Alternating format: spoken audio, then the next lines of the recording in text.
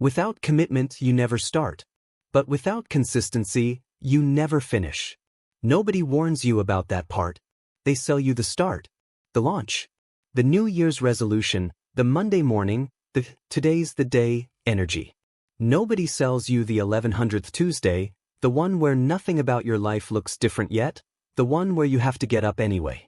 That's the one that matters. If it was easy, there'd be no one left standing at the end of it. Not in acting, not in business, not in your family, your health, your faith, your bank account. Every person you've ever admired for what they built it in the years nobody was filming. The unglamorous years. The years of rejection letters and empty rooms and doubt that sounded a lot like good sense. So let this be the only permission slip you need. Keep working. Keep striving. Never give up.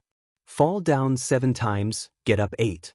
Because here is a truth almost nobody says out loud: ease is a greater threat to your progress than hardship ever was. Hardship, at least, teaches you something. It sharpens you. It shows you what you're made of. But ease? Ease is quiet. Ease doesn't announce itself as the enemy. It just makes staying still feel like resting when really it's rotting. Comfort has killed more dreams than failure ever did, because failure makes you angry enough to try again, and comfort just makes you sleepy enough to stop. So keep moving. Keep growing. Keep learning. Not because someone's watching. Because you are. Let's talk about self-esteem for a minute, because most people have it backwards. We've been taught, somewhere along the way, to base how we feel about ourselves on what other people think of us. Their comments. Their approval. Their silence when we needed them to say something. And we call that self-esteem, except it isn't. Self-esteem, by definition, is supposed to be about the self.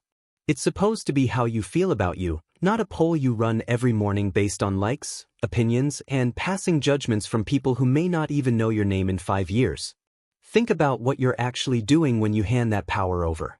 It's like looking into a broken mirror, a cracked, warped, distorted piece of glass, and then twisting your own face to try to look right in it.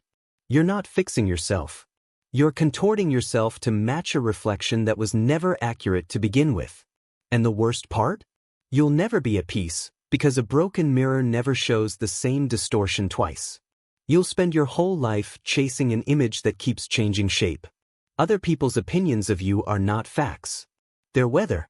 Sometimes it rains on you, sometimes the sun's out, and none of it changes the actual shape of the mountain. You are the mountain. Stop asking the weather what you look like. This is not a call to stop caring what anyone thinks, ever. It's a call to stop outsourcing your worth. There's a difference between listening to wise counsel and surrendering your identity to a crowd. One makes you better. The other makes you a stranger to yourself. You'll never see a U-Haul behind a hearse. Say that again in your head. You'll never see a U-Haul behind a hearse. Nobody's taking it with them. Not the house, not the car, not the followers, not the bank balance. So if you've been blessed, and however blessed looks for you, whether it's 1 good year or 30, understand this. It was never really about how much you accumulate. It's about what you do with what passes through your hands while you're here. We don't all have the same gifts. Some people have money. Some have time. Some have patience nobody else has. Some have the strange, rare ability to walk into a room and make people feel like they matter. That's a gift too, maybe the rarest one. But whatever you were given, the assignment is the same for everyone. That's what counts. Not what you're driving. Not what you're flying in. Not the house your mother dreamed about when you were a kid struggling to make rent. Those things aren't wrong to want, but they were never the point. They're the receipts of a life well spent, not the reason for living it. Here's a phrase worth writing down somewhere you'll actually see it again. Dreams without goals are just dreams. And dreams that stay dreams don't just fade quietly, they curdle. They turn into disappointment, and eventually into a low, background resentment that colors everything else in your life if you're not careful. Because a dream tells you what you want. A goal tells you what you're going to do about it. One is a wish. The other is a plan with a deadline.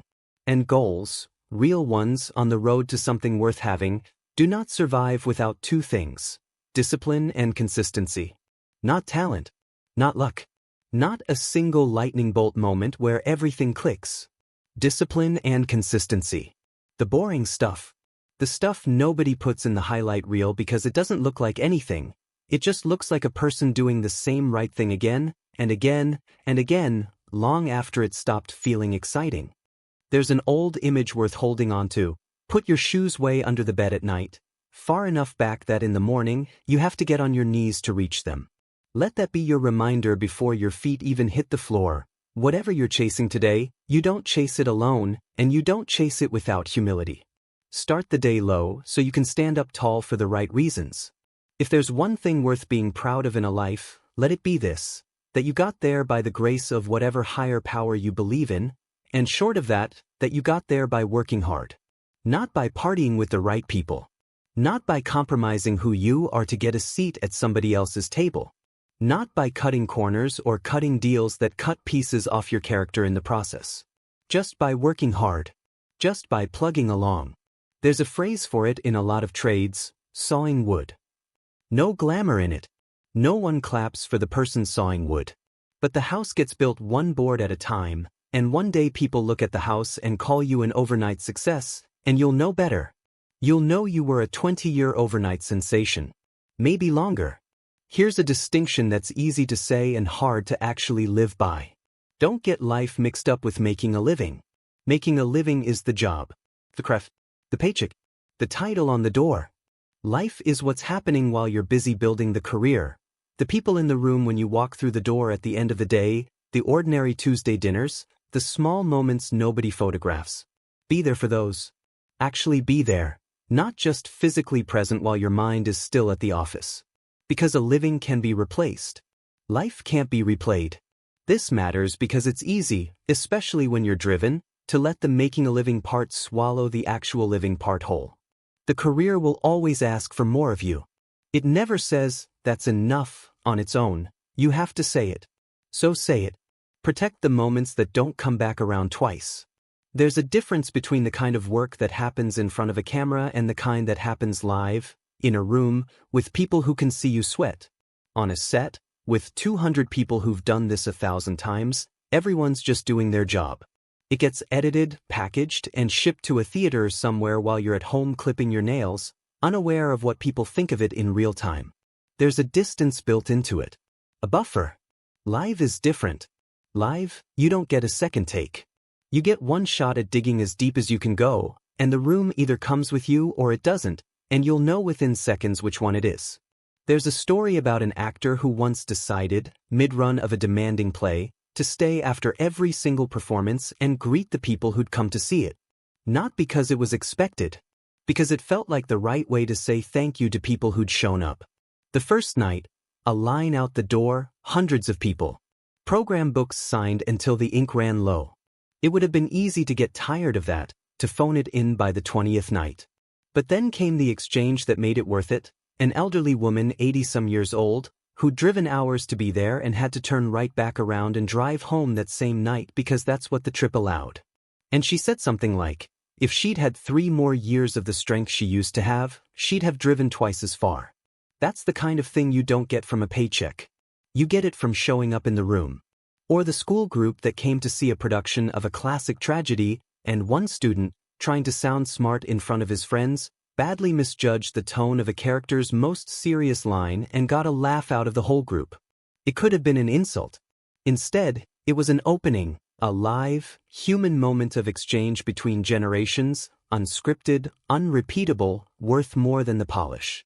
That's the strange irony about this kind of work. Often you get more from the room than you ever gave it. The energy runs both directions. You don't always find that on the biggest stages either. There's an odd rule in creative industries: the bigger the budget gets, the more money gets made, but often the more formulaic the work becomes, because there's less room to take a risk when there's more money on the line. So if you're lucky enough to stay in the game long enough, don't forget to keep going back to the smaller rooms. That's often where the real work still happens. Here's something counterintuitive that took a long time for a lot of successful people to learn. The more opinions there are about you, the less you should look at them. That sounds backwards. Shouldn't more attention mean more accountability, more listening?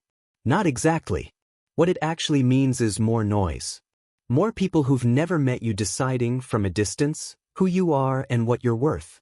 If you tried to metabolize every single one of those opinions, you would not survive it psychologically. Nobody could. So it's not that opinions stop existing as you go further in whatever you're pursuing, it's that you have to build a filter, and build it early, before the volume gets loud enough to drown out your own voice. You can't live your life based on what other people think of it. It's not healthy. It's not sustainable. And frankly, most of the people with the loudest opinions about your life have never had to live a single day of it. Filter for wisdom. Ignore the noise. There's a difference, and learning to tell them apart might be one of the most valuable skills you ever develop. Here's the part almost nobody tells you until you're already successful, and by then it's easy to forget. Anything you want, genuinely, deeply want, for the right reasons, you can have. But claim it and work for it. Wanting it is the easy part.